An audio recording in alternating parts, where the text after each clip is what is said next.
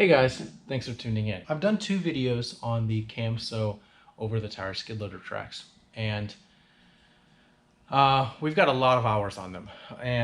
But in my opinion, I have found kind of a weakness, and it's not something irreparable. You can fix it. In fact, you can even pre-order the parts to have it ready on hand to fix it.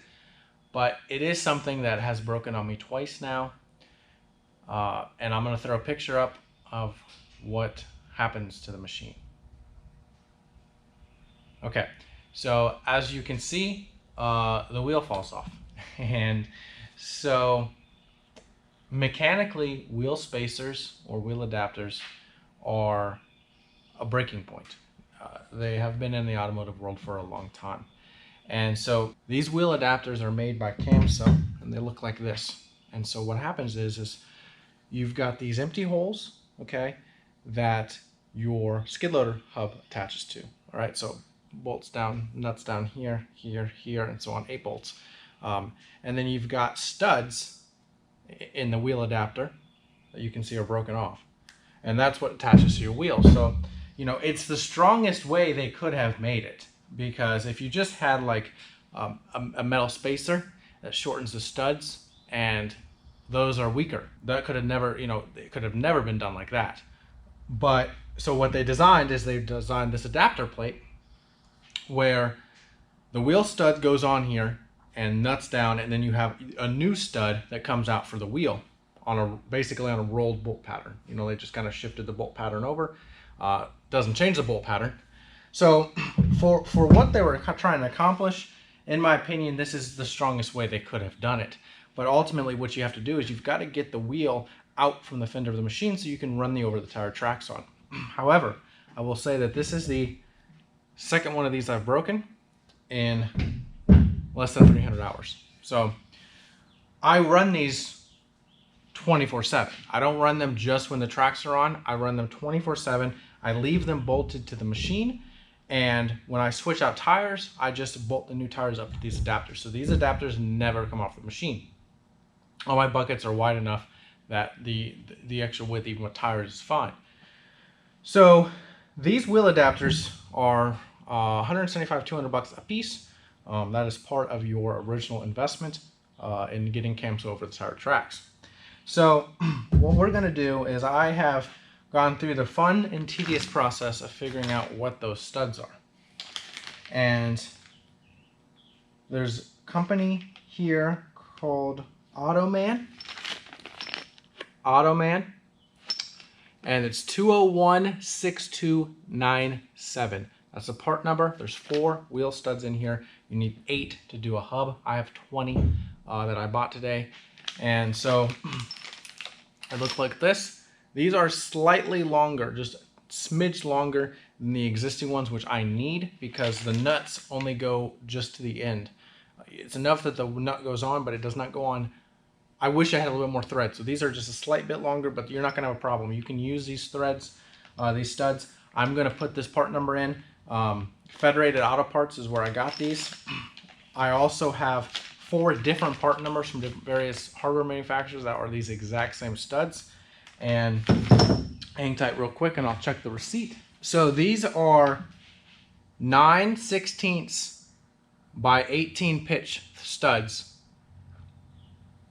And the spline on it is the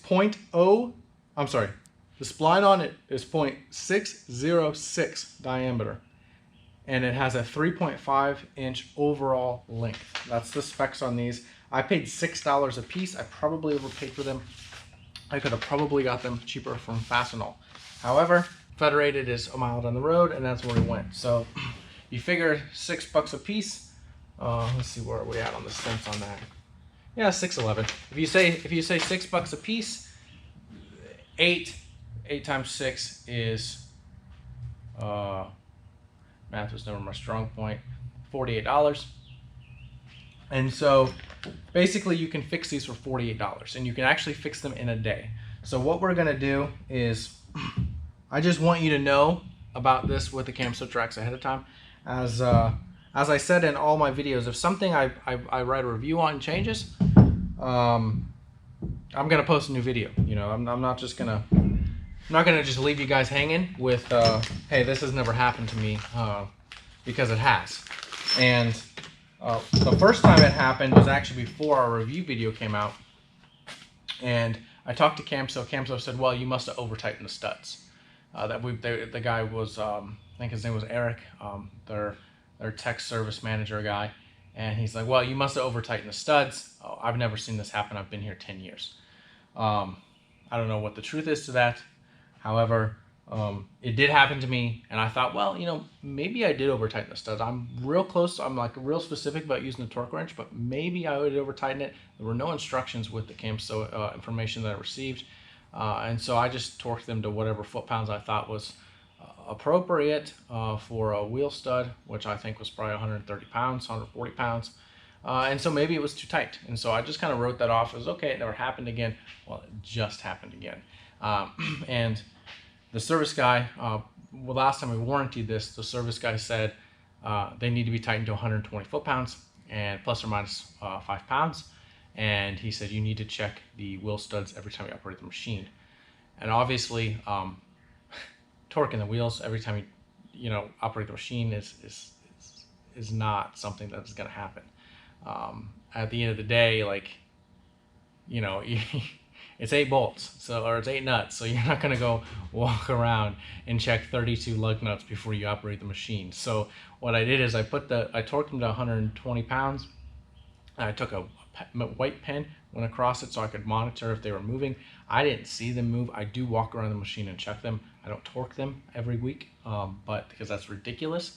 But I do put a pin across them to see if the nut has moved at all. I didn't see any moved, and like I said, I do inspect it every time before I turn the machine on. So that's neither here nor there at this point.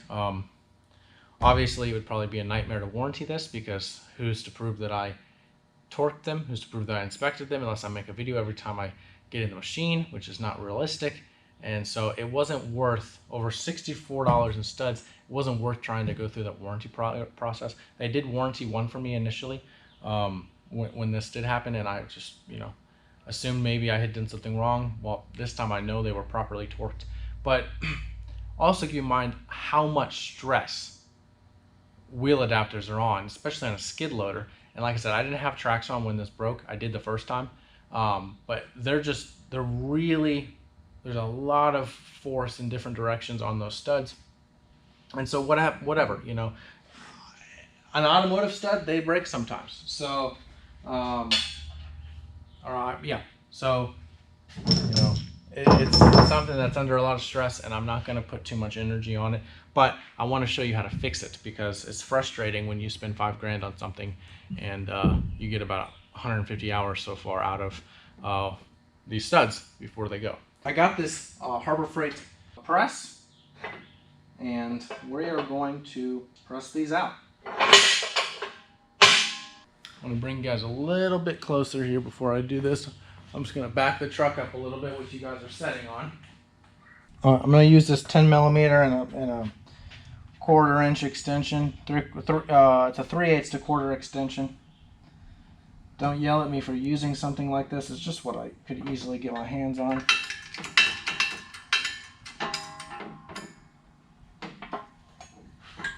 I do not have this press bolted down yet. I forgot to bring the handle over here, so we're just gonna. That's why you see me using a bolt on this.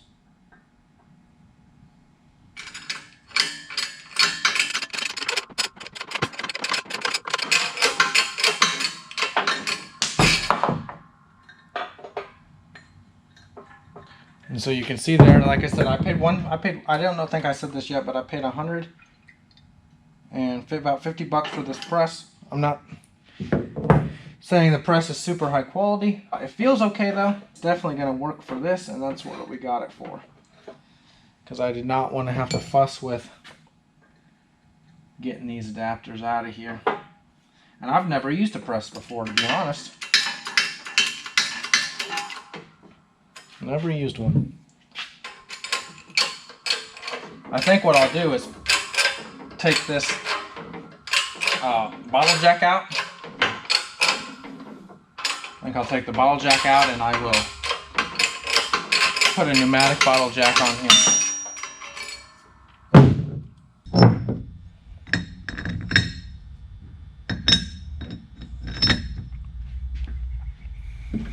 This is kind of be the most difficult part of this whole thing.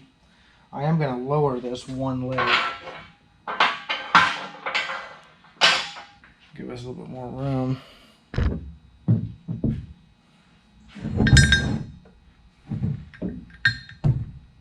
I might try a different socket on the other side to give some press against. Because ultimately this has to be flat.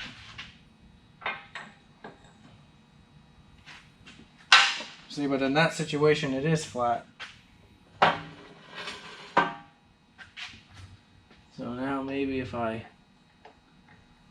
bring it over here.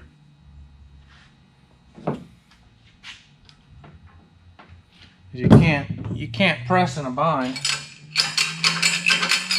And I don't know for certain that this is going to work. Doing it like this, I'm just kind of trying it out. Let's see what happens as we start to put tension on this.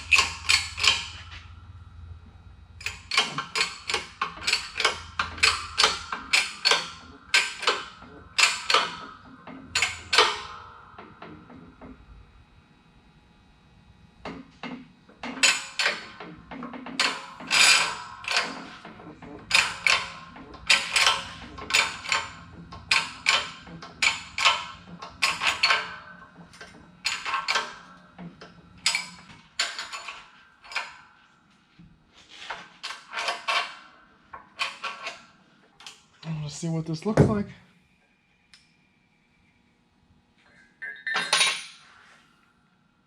We got all 8 studs put in. I messed up a little bit right there. That's from not having the socket centered. The others I didn't do that with. That was the first one we did. It'll be okay though. I didn't mess up the threads or anything. So I'm going to go get this installed back on the machine. But this is how you fix this. And these are the studs that'll work to do it.